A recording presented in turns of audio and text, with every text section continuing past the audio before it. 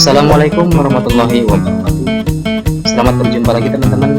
Kali ini kita akan membahas tentang cara mengetahui jumlah baris dan kolom yang terdapat pada Microsoft Excel, dimana pada Excel versi yang kita gunakan pada kali ini yaitu menggunakan versi yang 2010. Langkah-langkahnya sangat mudah teman-teman.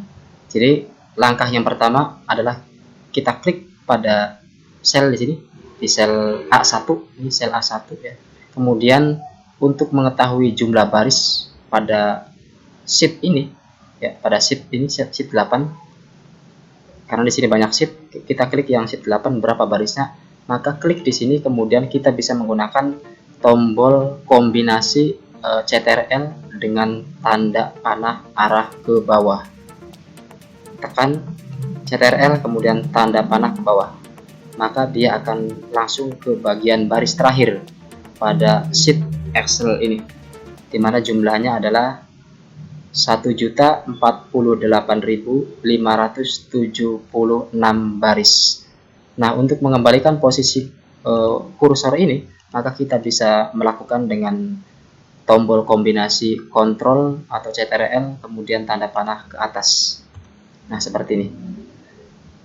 Nah, sedangkan untuk mengetahui berapa jumlah kolom yang terdapat pada Excel ini, langkahnya sama kayak tadi teman-teman, hanya perbedaannya kalau tadi menggunakan tanda panah ke bawah, sekarang menggunakan tanda panah yang ke kanan.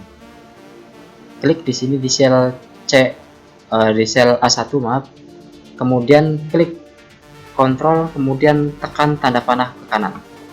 Nah, di sini akan langsung menuju ke kolom yang terakhir yaitu kolom XFD, di mana jumlah dari seluruh kolom ini adalah 16.384 kolom. Nah, untuk mengembalikan ke posisi awal, maka tekan CTRL kemudian tanda panah ke kiri, maka dia akan kembali ke posisi awal yaitu di sel A1. Demikian teman-teman pembahasan kita untuk kali ini. Mudah-mudahan ada manfaatnya. Nanti kita lanjutkan pada pertemuan lain yang lebih menarik. Terima kasih. Wassalamualaikum warahmatullahi wabarakatuh.